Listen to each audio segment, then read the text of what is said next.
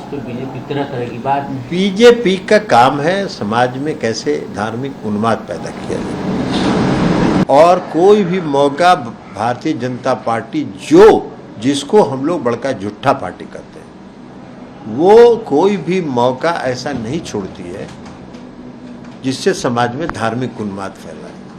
हम लोग समाज के हर धर्म का सम्मान करते हैं, हर धर्म का हम लोग आदर करते हैं, हर धर्म मानने वाले लोगों की सुरक्षा की गारंटी देते हैं। तो इसलिए उनका काम है धार्मिक उन्माद फैलाना, हम लोगों का काम है समाज के हर धर्म का सम्मान करना। सुशील मोदी कह रहे हैं कि कास्ट सेंसस पर डाटा क्यों नहीं जारी हो रहा है। सुशील मोदी जी को छोड़ दीजिए ना। सुशील मोदी जी पहले ये तो बताएं कि भारत सरकार विरोध क्यों कर रही है। कौन तरह का केंद्र की सरकार है जो दिन में करती है कुछ एफिडेविट और शाम में कुछ एफिडेविट करती है, और शाम में जो एफिडेविट करती है उसमें सिर्फ पैरा 5 डिलीट करती है, और उसके ऊपर में जो लिखा हुआ है कि सिर्फ गणना कर जाती है, जनगणना कराने का अधिकार सिर्फ केंद्र सरकार का है। अब जिस केंद्र की सरकार को जनगणना में, जातीय गणना में, जाति आधारित गणना में, सर्वे में अंतर नहीं पता हो, उसका क्या। सुशील मोदी जी की पार्टी जाति आधारित गणना जो बिहार में हो रही है उसका विरोध करने के मामले में मजिस्ट्रेट चेकिंग में पकड़ा गए और बुरी तरह ये फंस गए, और इनके इस एक्शन ने यह साबित कर दिया है कि भारतीय जनता पार्टी अति पिछड़ों की विरोधी पार्टी है, गरीबों की विरोधी पार्टी है। समाज में कोई काम अगर किया जाए उत्थान के लिए, डाटा कलेक्ट किया जाए, तो वो उसके विरोधी पार्टी है। आरक्षण की विरोधी पार्टी है। 2015 में मोहन भागवत जी ने क्या कहा था, आरक्षण का विरोध किया था कि आरक्षण पर पुनर्विचार किया जाए। अब अभी इनके जो प्रधानमंत्री के जो आर्थिक सलाहकार हैं, क्या नाम है उनका, विवेक देबुराय कह रहे हैं संविधान को बदल देना चाहिए। कौन टाइप का काम कर रहे हैं। जो बाबा साहब भीमराव अंबेडकर ने जो संविधान बनाया उसको भी बदलने की बात कर रहे हैं। ये सब मोदी जी के नाम से संविधान हो जाए तो सारा देश मोदी जी के नाम से हो जाए, और संविधान बदल के ये चाहते होंगे कि उसमें लिख दिया जाए कि भाई जब तक श्री नरेंद्र मोदी जी जीवित रहेंगे देश के प्रधानमंत्री बने रहेंगे। ये नहीं चाहते होंगे, और क्या चाहेंगे। ऐसा कहीं होता है। लोकतंत्र है, इसी को लोकतंत्र आप कहते हैं।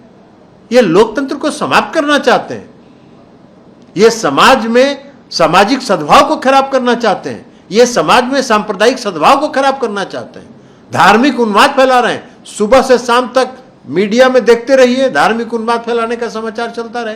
तो ये सब धंधा ये करते रहे। देश की जनता अब इन पर कोई भरोसा नहीं करती है। देश की जनता को मालूम है कि आपको करना कुछ नहीं है, प्रवचन देना है, देश की जनता की भावना भड़काना है, भावना भड़का के वोट लेना है, अब 5 साल आनंद करना है।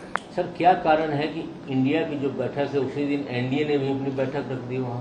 हताशा, घबराहट, परेशानी, सत्ता जाने का डर, और क्या हो सकता है। आज तक कभी नरेंद्र मोदी जी 9 साल हो गया ना उनको प्रधानमंत्री हुए 10वां साल जा रहा है।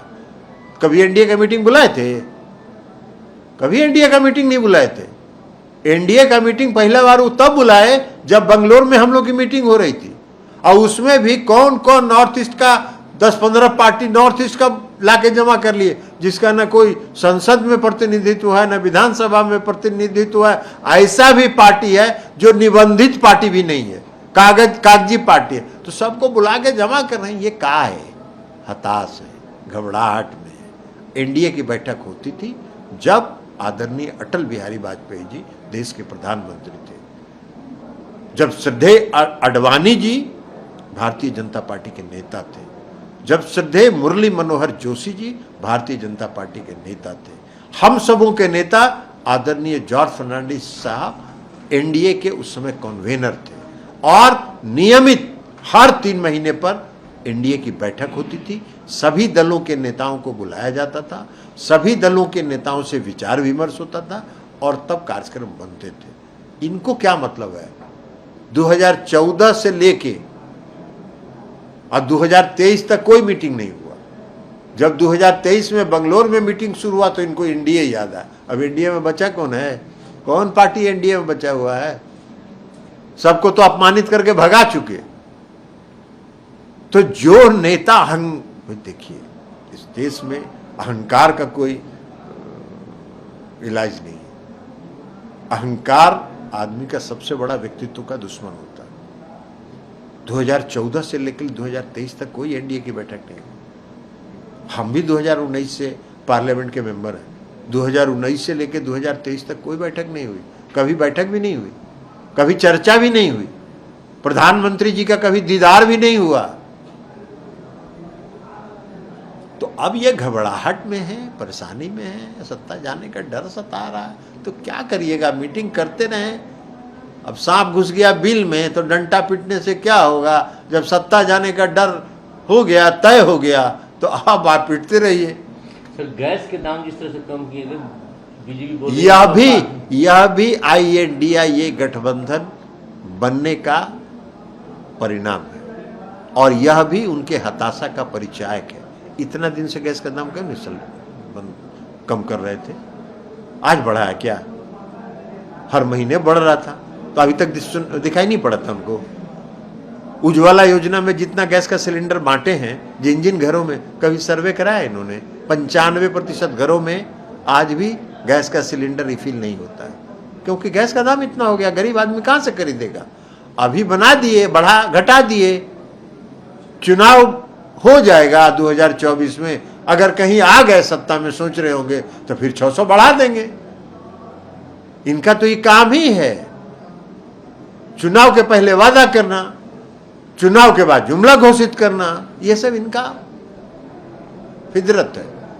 तो इसी फितरत का पार्ट है ये।